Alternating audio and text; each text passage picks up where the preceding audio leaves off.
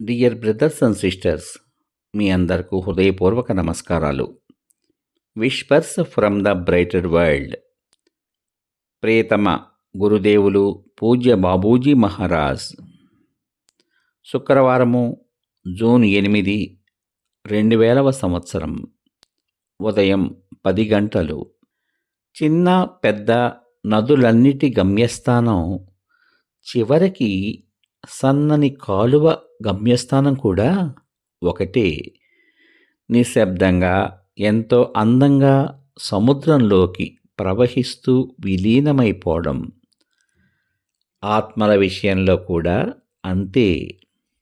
ఆత్మలు తమ యాత్ర పూర్తి చేసుకున్న తరువాత తమను తాము కృపాసముద్రంలో మునిగిపోయి ప్రేమతో నిండిపోయి నిరంతరం ప్రకంపిస్తూ ఉంటాయి.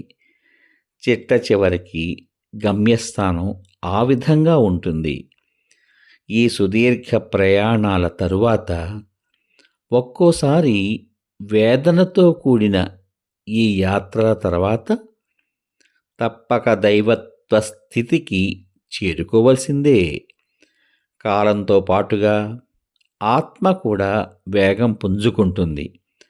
తన ప్రకంపనను తీవ్రం చేసుకుని తన లయకు అనుగుణంగా ఏకమై తన కక్షలో తిరిగే ఏర్పాటు చేసుకుంటుంది. ప్రేమతో ప్రకంపించడమే మనం చేరుకోవలసిన లక్ష్యం. ఈ స్థితి ఇంచుమించు శాశ్వతంగా ఉండేలా చూసుకోవాలి.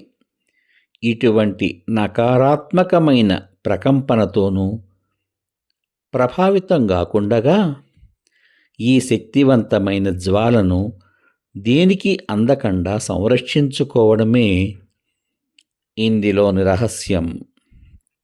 మీకు అవసరం అనిపించినప్పుడు సాధనను ఆశ్రయించండి. మీరు అందులో ప్రశాంతతను కనుగొంటారు. ఈ పవిత్ర ఒయాసిస్ ఈ భౌతిక అస్తిత్వం యొక్క ఒడుదుడుకులను ఎదుర్కొనేందుకు మీకు సహాయపడుతుంది. ఇదే మనకు ఖచ్చితమైన ఏకైక శరణ్యం. బాబూజీ మహారాజ్.